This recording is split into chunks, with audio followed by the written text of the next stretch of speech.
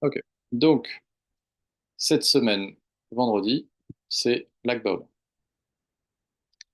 Euh, donc, au lieu de faire sur la paracha cette semaine, on va faire une sira du Rabbi sur Lag BaOmer, que je pense être incapable de vous expliquer à quel point c'est pas une fête mineure. D'un point de vue chassidoute, d'un point de vue kabbalistique, d'un point de vue du conte aussi, dans le conte du Homer. Euh, c'est une date majeure, c'est une double séphira.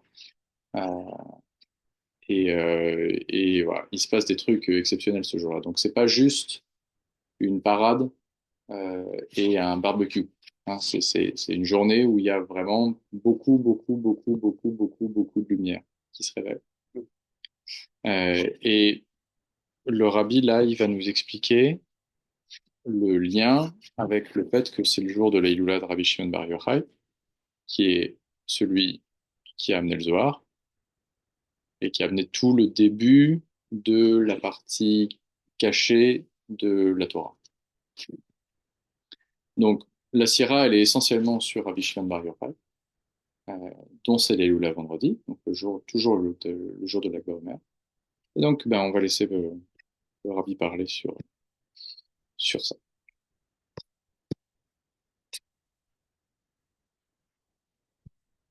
Ok, on est. Donc, Sira, Lag Omer, 1962. On sait que l'on se réjouit à Lag Omer, jour du décès de Rabbi Shimon Bar Yochai, parce que l'œuvre qu'il accomplit ici-bas, la Torah qu'il étudia, les mitzvot qu'il accomplit tout au long de sa vie, reçoivent en ce jour une élévation. Comme l'explique le Higueret Sakodesh chapitre 27, c'est-à-dire celui qu'on a fait. Vous vous souvenez qu'on a fait un, un Tanya sur qu'est-ce qui se passe quand le tzaddik part, et qu'est-ce qui reste, et qu'est-ce qui se passe quand on va sur son kever, etc. Je me souviens qu'on a fait ça. De fait, différentes explications ont été données à propos de la joie de l'Akba Omer et de sa célébration. Et on consultera à ce sujet la Mishnah Rassidim, traité Yann et Sivar, le Peri Hadash, au Chachaim, chapitre 493, le Marot Haïn du Hida, dans les recueils Les Responsables chez Marie, au Chachaim, chapitre 14, le Sdehemet, recueil de loi, article Eretz Israël, paragraphe 73, et le Peat Hasedel, la même référence. Néanmoins, il met beaucoup de références sur la première page, ensuite ça va s'arrêter. Il y en a encore comme ça pendant deux pages. Néanmoins, nous devons nous en tenir à ce qui est dit dans les écrits du Harizal et cité dans la Racidoute. Le Pri Etzraïm porte du conte de l'Omer, chapitre 7, le commentaire de l'Admorazaken, cité dans les Responsa d'Ivré Némia, Orachaim, chapitre 34, paragraphe 7, le Sidour de l'Admorazaken porte de l'Akba Omer. En l'occurrence, le d'Ivré Némia dit depuis plusieurs générations, la Iloula de Rabbi Shimon Bar Yochai a déjà été diffusée dans le monde entier. Ce jour est donc celui du décès et de la Iloula de Rabbi Shimon Bar Yochai, selon le Zohar, tome 3, page 296b, et l'on consultera également le Zohar, tome 1, page 218a.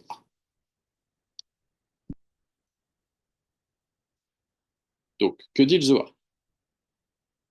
Le Zohar dit, car c'est là que Hachem a placé la bénédiction, la vie heureuse pour l'éternité. C'est un psaume. Rabbi Abba dit le saint luminaire, c'est-à-dire Rabbi Shimon Bar Yochai, n'a pas eu le temps de dire le mot vie, que sa parole fut affaiblie. Toute cette journée, le feu ne quitta pas la maison. Toute cette journée, je pleurais, assis par terre. Une fois le feu éteint, je vis la face du luminaire, saint des saints qui venait de quitter le monde, enveloppé et couché sur sa droite, le visage souriant. Lorsqu'on fit sortir son lit, le lit volait dans les airs, et le feu brûlait devant lui. Nous entendîmes une voix disant: Venez, entrez, alléluia, le fête et le mariage de Rabbi Shimon. Qui a raconté ça? C'est un Zohar. Ok. C'est- Ok. Alors, attends. C'était le lit de qui? Rabbi Shimon Bar Yochai.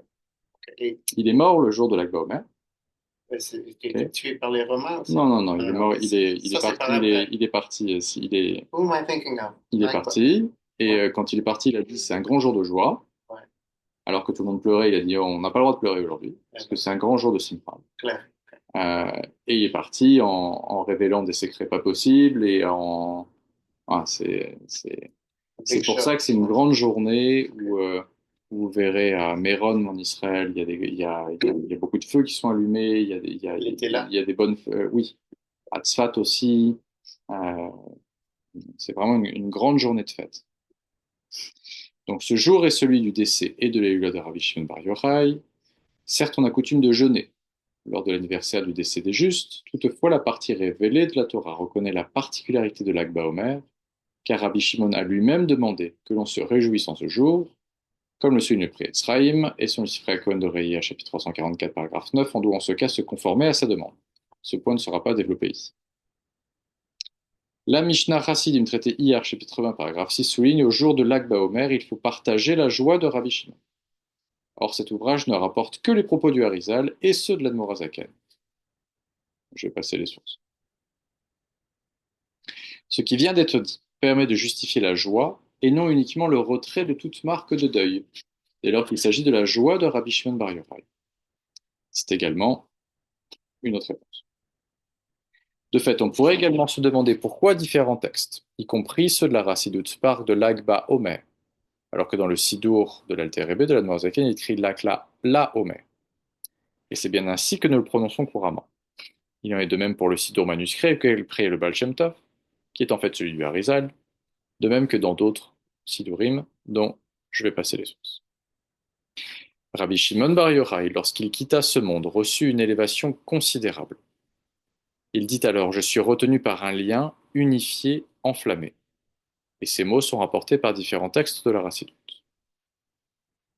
Rabbi Shimon commença à parler et dit: Je suis retenu au sein, béni soit-il, par un lien. Mon âme est unifiée à lui, enflammée.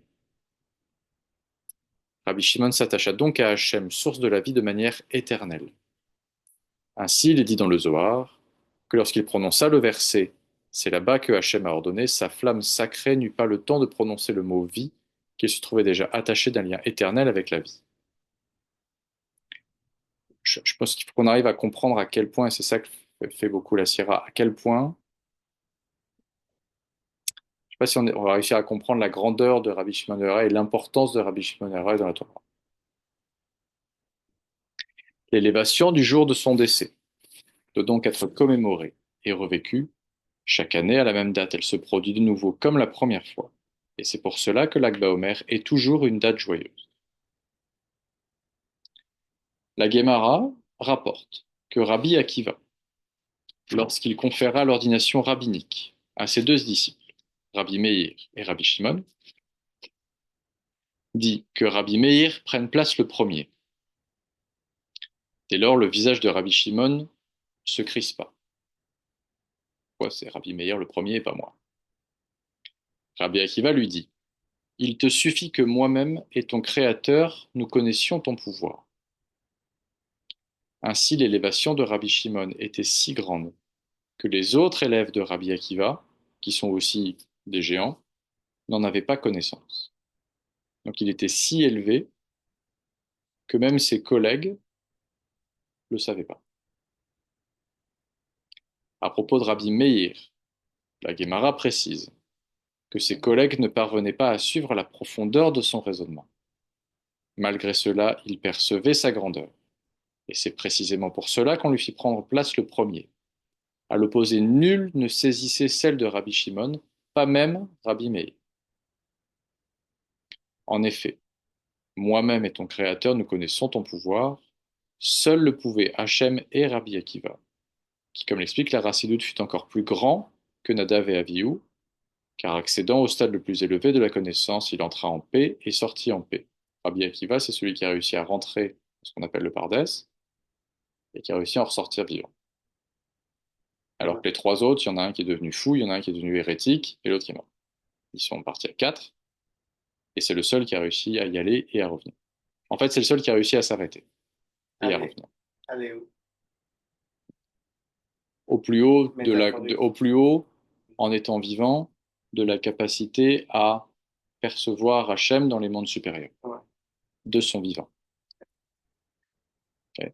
Rabbi Akiva fut l'un des 10 martyrs des Romains, et à cette occasion, il fut comparé à Hachem lui-même, par le Harizal. Encore de son vivant, Rabbi Shimon Bar Yochai était donc infiniment plus haut que ceux qui constituaient sa génération, qui était une génération de géants. On peut en déduire l'importance de l'élévation qui fut la sienne au jour qu'il quitta ce monde.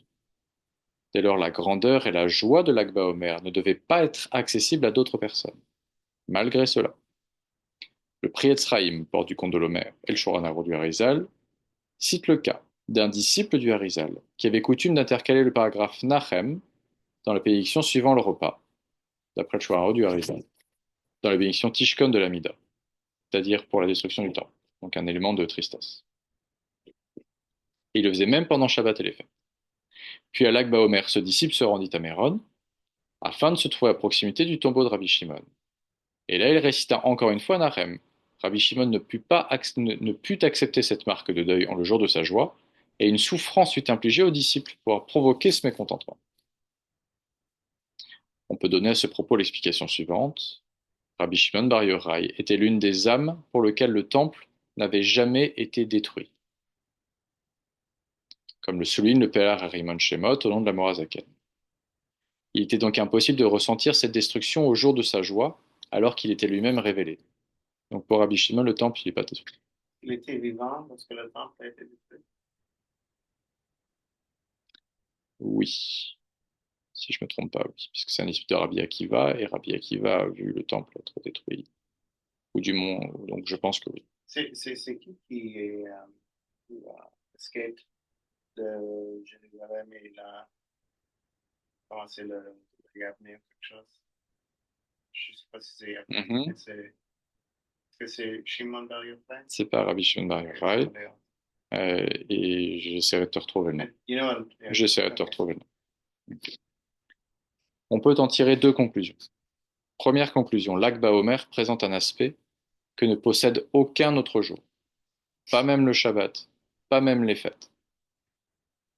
C'est pour cela que le disciple fut puni pour avoir dit Nachem à l'Akba Omer, mais non aux autres dates joyeuses. Deuxième conclusion, la joie de la Hilula de Rabbi Shimon Bar Yochai est celle de tous les juifs, y compris ceux qui ressentent la destruction du temple, au point de pouvoir dire Nachem chaque jour. Ceux-là doivent aussi se réjouir à cette date et mettre la peine de côté. Attends, tu répètes Nachem. Ouais. Ça veut dire quoi dans ce... Nachem, c'est une prière pour la destruction qui pleure sur la destruction du temple. Donc même ceux qui sont capables de se ressentir de la peine pour la destruction du temple, même le Shabbat, même les jours de fête, donc ceux qui sont vraiment le plus profondément attachés à la destruction du temple, ont obligation ce jour-là de mettre leur peine de côté et d'être dans la joie de Rabbi Shimon Bar Yochai. De la sorte, Rabbi Shimon réalisait la jonction entre deux points extrêmes. Il apportait la révélation la plus haute, au point que je suis retenu par un lien, et il permettait son dévoilement jusqu'au stade le plus bas. Donc il était connecté le plus haut, et on va voir qu'il était capable d'amener le dévoilement le plus bas. C'est pour cela qu'il quitta ce monde et connut l'élévation dans le jour de l'Omer correspondant à la Séphira Hod de Hod, qui en est bien le point le plus bas, comme l'explique Simon d'Amezakan à la porte de l'Akba Omer. Pendant tout le Homer, donc entre le deuxième jour de Pessah jusqu'à Shavuot, il y a 50 jours, et la tradition racidique, c'est de compter tous les jours le Homer, et à chaque jour du Homer correspond une séphira et, une sous-division de cette séphira dans toutes les séphirotes. Donc, par exemple, la première semaine, c'est Resed, puis c'est Kivura, puis c'est Tiferet, puis c'est Netzar, puis c'est Hod, puis on descend. Mais chaque jour, il y a une inter-inclusion. Une inter-inclusion. C'est-à-dire que le premier jour, c'est Resed de Resed. Le deuxième jour, c'est Gevura à l'intérieur de Resed. Parce que dans chaque séphira se trouvent toutes les autres séphirotes. Ça commence à haut. On commence par Resed. La première semaine, c'est Resed. Donc la première semaine, on travaille à rectifier, on se prépare au don de la Torah et on rectifie notre Resed. La deuxième semaine, on rectifie notre Gevura. La deuxième semaine, on rectifie notre Tiferet. Netza, Od, etc. Mais chaque jour, dans chaque séphira, se trouvent toutes les séphirotes. Donc le premier jour, on va rectifier le Resed de Resed. C'est-à-dire dans une semaine où on va être dans une semaine de bonté envers l'autre, le premier jour, on va regarder la bonté à l'intérieur de la bonté. Le deuxième jour, on va regarder la rigueur à l'intérieur de la bonté. Et le premier jour, on va s'assurer, par exemple, qu'on donne pas trop. Parce que si tu es dans la bonté à l'intérieur de la bonté, tu vas peut-être tout donner. Hein. Le deuxième jour, tu vas être dans la rigueur de la bonté. C'est-à-dire, il faut que tu donnes, mais faut que ce soit. Tiens, si tu donnes sans compter, il y a un problème. Donc, faut que tu le calibres. Ensuite, tu vas faire la synthèse. Ça, c'est Tiferet de Resed. Etc., etc., etc. L'Akba Omer, quand on est dans le compte, on est dans le jour double de Hod. Hod, c'est le remerciement. OK. Hein. C'est lié, on l'avait dit la dernière fois, c'est lié à Aaron à Cohen. C'est la séphira qui est liée à Aaron à Cohen. Et c'est une séphira de remerciement et d'émouna envers Hachem. Quand on arrive à celle-là, il y a comme un switch qui se fait. C'est-à-dire que le, l'énergie de rectification, elle se modifie et on se rapproche de l'élévation de Shavuot. Pardon, c'était un aparté. On retrouve ces deux points, diamétralement opposés, dans l'étude de la Torah de Rabbi Shimon et dans la manière dont il trancha la halacha de son enseignement révélé. Il est en effet dit: ce livre de la Torah ne quittera pas ta bouche. Et le traité Brachot mentionne une baraïta dans lequel on trouve une controverse à ce sujet. Selon Rabbi Ishmael, ce verset n'est pas à interpréter au sens littéral et il ne signifie pas qu'il faille étudier la Torah sans cesse. Donc Rabbi Ishmael, il dit il ne faut pas étudier la Torah toute la journée. C'est pas nécessaire d'étudier la Torah toute la journée. En effet, on doit aussi adopter les comportements du monde, labourer et semer. Rabbi Ishmael, il dit tu dois étudier la Torah, mais tu dois aussi travailler dans ce monde. Rabbi Shimon Bar Yochai, par contre, pour lui, ce verset doit effectivement être pris à son sens littéral. Et il convient d'étudier la Torah tout au long de la journée, car si les Juifs font la volonté de Hachem, leur travail sera effectué par d'autres. Donc ça, c'est son opinion. Et ça, c'est de la Guémara. C'est pas du Mifrit, c'est de la Guémara. Okay, c'est une marloquette dans la Guémara. C'est Brachot 35b. La Guémara conclut: beaucoup adoptèrent l'avis de Rabbi Ishmael et ils connurent la réussite. Beaucoup adoptèrent l'avis de Rabbi Shimon Bar Yochai et ils ne connurent pas la réussite. Il faut en conclure que l'étude de la Torah, telle que Rabbi Shimon Bar Yochai la conçoit, transcende les limites de la matière, de sorte que le monde ne peut pas l'intégrer. C'est la raison pour laquelle il ne connurent pas la réussite. C'est clair, hein, ce que je viens de dire? So, c'est-à-dire, c'était pour, comme lui, il pouvait le faire. Oui, vous C'était pouvez, un gars mais nous, on de peut pas. Torah. Moi, non. On dit, certains, vous avez dit que Rabbi Shimon Bar Yochai, il ne priait pas. Il faisait le schéma une fois par mois. Et ça suffisait. Le reste du temps, il étudiait la Torah. Mais il faisait juste le schéma, je crois qu'il faisait le schéma une fois par mois. Il y en a qui ont essayé de faire comme lui, et ils n'ont pas réussi.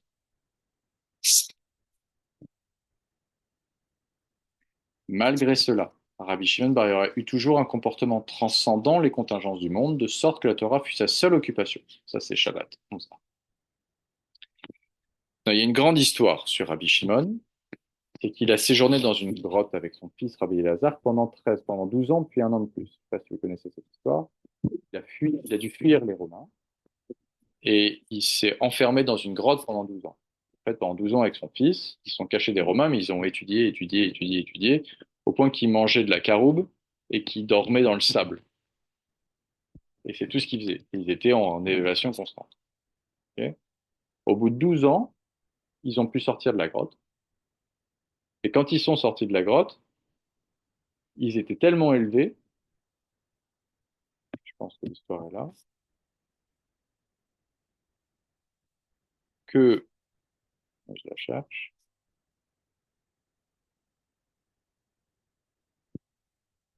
voilà, donc, je vais vous la lire, c'est Shabbat, donc c'est de la Guémara aussi. Ok. Rabbi Shimon et son fils restèrent 12 ans dans la grotte. En sortant, ils virent des gens labourer et semer. Il dit: laissent-ils la vie éternelle pour s'occuper de la vie éphémère? Chaque endroit où leurs yeux se posaient brûlait sur le champ, qui était tellement élevé que dès qu'ils regardaient quelque chose et que ça leur plaisait pas, ça brûlait. Une voix proclama: êtes-vous sortis pour détruire mon monde? Retournez dans la grotte. Ils y retournèrent et restèrent 12 mois de plus. Fallait un cool down. fallait se réadapter au monde, en fait. Une voix proclama: Sortez de votre grotte. Il sortit. Tout ce que Rabbi Elazar frappait, Rabbi Shimon guérissait. Rabbi Shimon dit: Mon fils, moi et toi suffisons pour le monde. Ok, donc on va revenir, c'était juste le texte. Ok. Et Rabbi Shimon expliqua, Rabbi Elazar, pourquoi il avait dit: Le monde peut suffire de moi et toi, qui l'un et l'autre aura pour seule activité. Bien plus, Rabbi Shimon Bar Yochai dit: Même si un homme se contente de lire le Shema Israël le matin et le soir, on peut considérer qu'il a accompli le terme du verset: Le livre de la Torah ne sera pas perdu.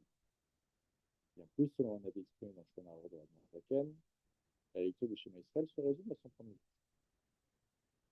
Ainsi, parce que quelqu'un n'a aucune possibilité de se consacrer à l'étude de la Torah, ou parce qu'il doit assumer d'autres activités permises par la Torah, ou parce qu'il est animé, il est dispensé de cette étude pendant le jour, se trouvant dans un cas de force majeure, qui est permis par la Torah. Bien sûr, la plus, la simple lecture du schéma Israël lui permet de mettre en pratique la mitzvah d'étude comme s'il la pratiquait toute sa journée. En effet, le Tanya dit qu'il est permis à l'ignorant de prononcer des paroles inutiles. Et de fait, on peut se demander pourquoi il ne lui est pas demandé de lire la loi écrite, conformément à l'explication qui figure dans le loi d'étude de la Torah de la morale. Et ce point ne sera pas développé. Tel était précisément le pouvoir de Rabbi Shimon, qui parvenait à révéler le stade le plus élevé de la Torah, c'est-à-dire que le livre de la Torah ne sera pas tabou, son aspect immuable et infini, y compris chez celui qui ne peut en apprendre plus d'un verset le matin et un autre le soir. En effet, cette étude sommaire lui suffit pour révéler l'éternité de la Torah. Bien seulement Rabbi Shimon révéla le caractère immuable de la Torah dans le monde qui adopte un comportement de la Torah, laquelle légitime le fait que tout le monde se n'aura attendu. Reconnaît que le monde peut se comprendre de moi et toi, mais bien plus, il se consacra à la transformation de ce monde. Or, une telle action est envisageable uniquement en un endroit qui n'est intrinsèquement pas positif et doit donc être rectifié.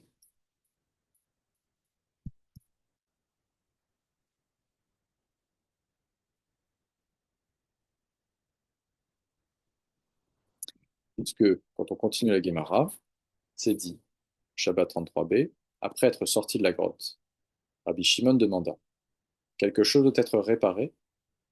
On lui dit: Dans un certain endroit, nous doutons qu'il y ait une impureté. Cela procure de la peine aux Kohanim qui doivent contourner cet endroit. L'ancien dit: Rabbi Shimon purifia le cimetière. Donc Rabbi Shimon, il est au point d'être capable de réparer l'impureté de la mort, l'impureté du mort. Okay. Et ça va encore plus loin. Et là, on est dans Souka 45b. Rabbi Shimon dit: Je peux acquitter le monde entier du jugement. Depuis le jour de ma création, pardon, jusqu'à aujourd'hui, le jour de la création jusqu'à aujourd'hui. Jusqu'à aujourd'hui. Non, du jour de ma création jusqu'à aujourd'hui. Quand il a dit. De ma création. C'est si mon fils Éléazar se joint à moi depuis la création du monde jusqu'à aujourd'hui. Wow. Et si Yotam ben Uziyahu, qui est le fils d'un des rois, j'ai pas eu le temps de chercher, hein, se joint à nous depuis la création du monde jusqu'à sa fin. Okay, donc Rabbi Shimon, il est capable de prendre sur lui la réparation de toutes les fautes d'Israël, depuis le jour de sa création jusqu'au jour où il le dit. Si son fils se joint, ils peuvent prendre l'intégralité des fautes d'Israël, de Béréchit jusqu'à lui. Pas linéaire. Non, mais tu te rends compte. Il prend toutes les fautes sur lui. Ouais, Il annule l'intégralité des fautes de lui. Et s'il rajoute Yotam ben Uziyahu, il est capable de le faire jusqu'à la venue de Mashiach. Donc il n'y a plus de fautes. Israël ne peut plus fauter. Toutes les fautes, même les fautes futures, sont prises par Rabbi Shimon, son fils, et Yotam ben Uziyahu, et elles sont annulées. Mais ils se sont rejoints en fait. Je ne sais pas. Oh, okay. Okay. Donc, concrètement, on ne vit pas que Rabbi Shimon observe un défaut, affirme qu'il ne pouvait le supporter sans pendant qu'elle réparait. Bien au contraire, il prit l'initiative, rechercha et s'enquit y a-t-il quelque part une situation que je suis en mesure de transformer. Il se déclarait ainsi prêt à transformer le monde. Or, Rabbi Shimon faisait référence en la matière à la possibilité d'une impureté, de ce qui va à l'encontre de la pureté, laquelle est à la base du service de Hachem. Bien plus, il fut même confronté à l'impureté la plus grave, celle qui découle du contact avec un mort, et un Kohen n'a pas le droit d'être en contact avec un mort, comme le disent Rashi, les commentateurs, mais Rabbi Shimon transforma un tel endroit, et il en fit un lieu d'habitation, non seulement pour les Israélites, mais aussi pour les Lévites et même pour les Kohanim. C'est-à-dire qu'il a pris un endroit où un Kohanim ne peut pas aller parce qu'il rentre en contact avec un mort, et il en a fait un endroit où un Kohen peut habiter. Comment, quand Rabbi Shimon peut-il obtenir un tel résultat? Après qu'il ait reçu une immense élévation grâce à son étude de la Torah durant la 13e année qu'il passa dans la grotte. En revanche, il n'en fut pas de même avant cela. Auparavant, il ne cherchait pas à transformer le monde, et bien au contraire, le traité Shabbat rapporte qu'il détruisait ce qu'il voyait. C'est-à-dire quand le monde n'était pas au niveau que lui voyait, ses yeux brûlaient tout sur son passage. Ça, c'était quand Pendant les 12 premières années, et avant. OK. Okay, mais la dernière année, la 13e année qu'ils ont repassé dans la grotte, a fait cette transformation à l'intérieur d'eux. C'est donc au cours de la 13e année passée dans la grotte que Rabbi Shimon reçut la plus haute élévation. Dès lors, il put non seulement se révéler dans le monde, sans que celui-ci ne modifie son comportement, mais bien plus, y transformer tout ce qui devait l'être. Faisant allusion à cette révélation surnaturelle de la divinité, il dit alors, comme le rapporte la Guémara, puisqu'un miracle s'est passé, j'irai transformer ce qui doit l'être. Bien plus, Rabbi Shimon Bar Yochai disait, je peux faire acquitter le monde entier dans le jugement, c'est-à-dire plaider sa cause et faire taire l'attribut de rigueur. Okay, donc l'attribut de rigueur, c'est Yevura, mais il va faire taire toutes les accusations. C'est ce qu'on vient de dire là. Il est capable de prendre sur lui toutes les fautes, de plaider la cause des Juifs en haut au tribunal céleste et de faire taire l'accusateur. Okay, donc le procureur général devant Rabbi Shimon Bar Yochai, il perd. De la sorte, les hommes ne seraient pas punis pour les transgressions dont ils se rendent coupables. Donc pour Rabbi Shimon, il y avait bien là une chute encore plus vertigineuse, de là où il était jusqu'à cet endroit-là. En effet, après que la faute de l'arbre de la connaissance du bien et du mal ait été commise, la mort et l'impureté appartiennent à la nature de la création, indépendamment du libre arbitre des hommes. Okay, depuis qu'il y a eu la faute de l'arbre, hop, il y a la mort, il y a l'impureté. C'est comme ça. Les fautes, par contre, mettant en éveil l'attribut de rigueur, émanent d'un stade encore plus bas, car les hommes ont la possibilité de faire le bon choix. Sur la mort et sur l'impureté, on n'a pas le choix. Mais quand on a le choix de faire ce qu'il faut et qu'on fait l'inverse, c'est un niveau plus bas. Mais Rabbi Shimon se rendait également dans un tel endroit, car pour plaider la cause de son prochain, il faut penser à lui, comme le dit le Tanya, c'est-à-dire descendre vers lui, afin qu'il ne subisse pas la rigueur du jugement. Cette descente n'est pas comparable à celle de l'Erlecha, qu'on voit dans différentes sources, car celle de l'Erlecha était imposée par Hachem, alors que Rabbi Shimon en fit le choix délibéré afin de pouvoir acquitter le monde entier dans le jugement. Abraham, Hachem lui a demandé de partir. Rabbi Shimon, il a décidé d'y aller, Allez descendre. de descendre. Ouais. Abraham, on lui a demandé de quitter son père, sa famille, etc., pour aller quelque part, qui est une descente. C'est comme ça que je le comprends dans le texte. Rabbi Shimon, il a dit, là-bas, ça va pas, j'y vais tout seul. Ouais. Ce qui nous ramène sur un aparté qui est une grande plaisanterie, c'est quelle est la grande différence entre Rabbi Nachman et le Rabbi. Okay, sachant que Rabbi Nachman a aussi un très grand lien avec Rabbi Shimon Bar Yochai. Okay, quand quelqu'un a fait une grosse faute et qui finit au Gehinnom, hein, et qu'il est attaché à Rabbi Nachman le prend par les paillotes et le sort du Gehinnom par les paillotes. OK. Okay, quand quelqu'un est attaché au Rabbi et qu'il est au Gehinnom, Le rabbi lui donne $1 pour mettre un rabat au Guéhinom.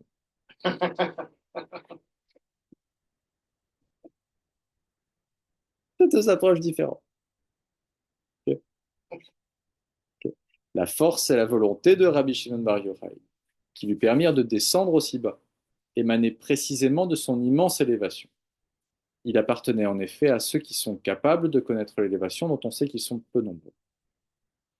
Les récits de nos sages relatifs au comportement de Rabbi Shimon Bar Yochai, au même titre que tous ceux qui figurent dans la Torah, délivrent un enseignement. Et ils insufflent une force à toutes les générations ultérieures, en particulier aux dernières, celles qui ont ont eu le mérite d'accéder à la révélation de la dimension profonde de la Torah, à l'enseignement de Rabbi Shimon Bar Yochai. Il faut que tes sources se répandent à l'extérieur, qu'on le réunisse deux points opposés, que l'on ne se contente pas de prendre le fleuve ou bien l'eau de la source, mais bien la source proprement dite, pour la diffuser, la porter jusqu'à l'extérieur, y compris à ce qui peut être considéré avec certitude comme extérieur, c'est-à-dire à celui qui est le plus éloigné. Ce n'est pas seulement une plaisanterie. En fait. Cette diffusion des sources à l'extérieur est une proche préparation pour la venue de notre juste Mashiach, qui lui aussi réunira deux éléments contraires. D'une part, Mashiach enseignera la Torah au patriarche et à Moshe notre maître, comme celui écoutait Torah, selon lequel la Torah que l'homme étudie ici-bas est insignifiante par rapport à celle que révélera Mashiach. C'est la même Torah, okay, ce n'est pas une nouvelle Torah. Mais le niveau de révélation, parce que les secrets, va expliquer Mashiach, sont à un niveau incomparable par rapport à ce qu'on connaît aujourd'hui. On dit que la Rassidut en est un début. Par Torah, est-ce qu'il pourrait dire, pas littéralement Torah, mais des teachings? C'est la même Torah, c'est pas Mashiach arrive et il y a une nouvelle Torah qui arrive, mais c'est un nouveau niveau de compréhension de la Torah. Mais à l'autre extrême, Mashiach se consacre également aux pauvres. Ainsi qu'il est dit, il jugera les pauvres avec équité, pardon, et il influencera même le mauvais penchant, afin que celui-ci modifie son attitude, transforme le mauvais penchant. Quand Mashiach arrive, pas tout de suite, parce qu'il y a il y a deux périodes de Mashiach. Il y a une première période de 1000 ans, une deuxième période après. Moins dans la plupart, dans les textes que j'ai à peu près vus. Okay. Et Mashiach transforme le Yetzer Hara, enlève, fait sauter le Yetzer Hara.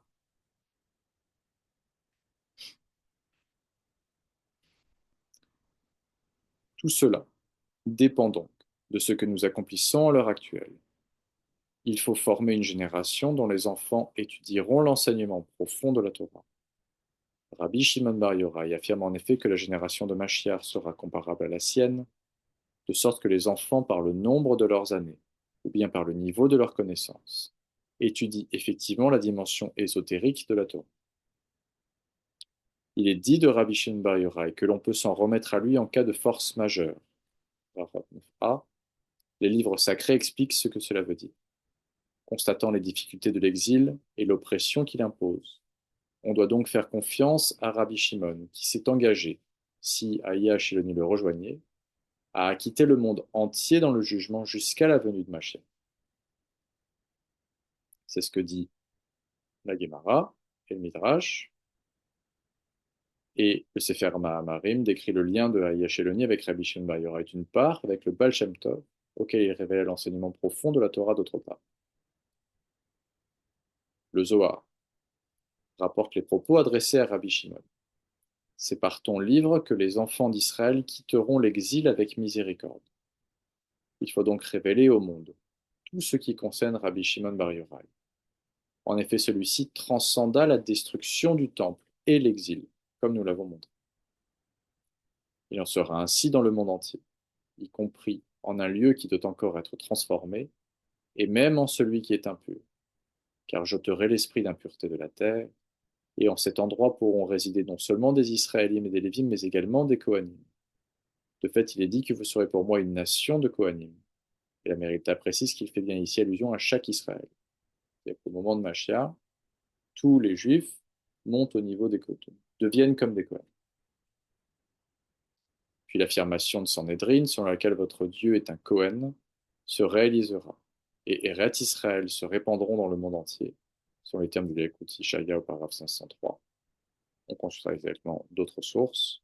De la sorte, toute la planète sera la terre sainte, et l'on y bâtira la demeure de Hachem.